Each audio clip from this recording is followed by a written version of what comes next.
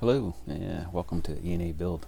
Today we're going to be looking at a product called Euco Qwikjoint UVR joint filler, and I'm going to be filling a decorative concrete floor using this product. It's a two-part. It's not an epoxy, it's a UVR product. This is what the finished product looks like. If you look closely, you can see a little overlap where it was overfilled and scraped off. It does leave a little residue, so for a very particular client, I decided to go ahead and mask the cracks, as the nature of this product is that you have to overfill the crack and then cut it back.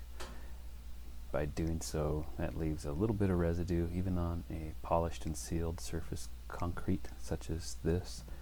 And the one drawback to this product is it seems to attract dirt and dust, so it shows where any residue is left, and the material itself seems to turn brownish, the color of whatever dirt is being tracked over the top of it.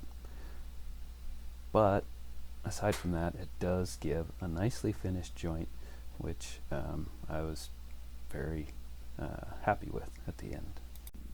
To use this product, according to the directions, you are supposed to shake it before you use it, and then tip it upright, apply the tip, and push out any air in the top of the cartridges. And if you don't do that, you will have bubbles in the product. I did experience that at one time. And then you just apply and overfill, and as you go, it hardens very quickly. So if you have multiple cracks to use, you have to use the material very quickly, or that the material will harden in the tip and become garbage. And as you use it, you'll see it start to sink into the crack that you can go back and top off.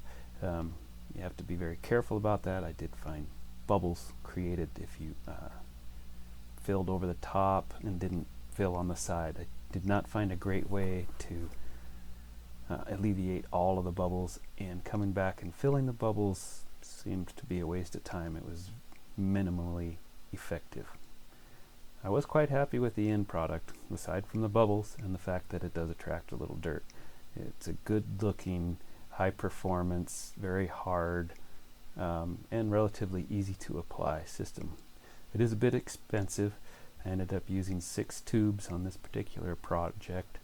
The client was very happy though, and I will use it again if the need ever arises. But since there was minimal support on a project such as this, I decided I'd go ahead and add my feedback. So here you can see the tip is actually starting to plug up and the material's not flowing very fast. I was usually using a fair amount of pressure to get material to come out at this point. If you stop the flow of material for more than 30 seconds, you need to get a new tip. And you can see how I had to come back and refill after the material had settled into the crack. And this is where bubbles can be formed if you're not careful with how that is applied into the crack.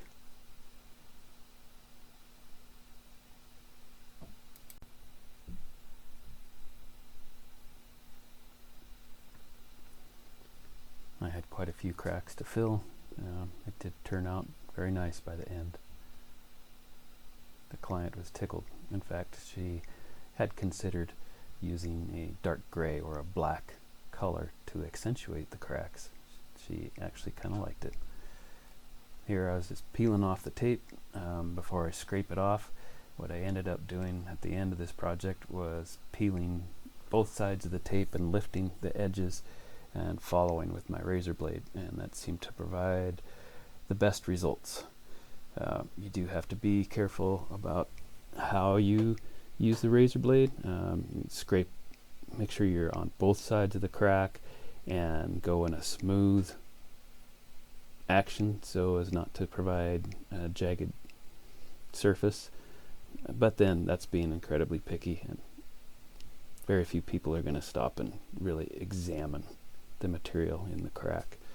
This gives a great impression, and it does hold up if you do it carefully to a fine inspection.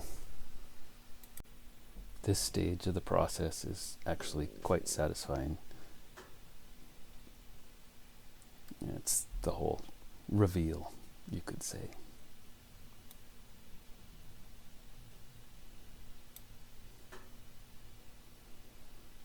Overall, the product is pretty easy to use and gives a great result. And as I said before, I will probably use it again, and I highly recommend it.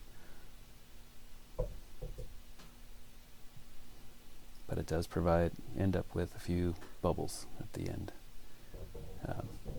Overall, a great product though.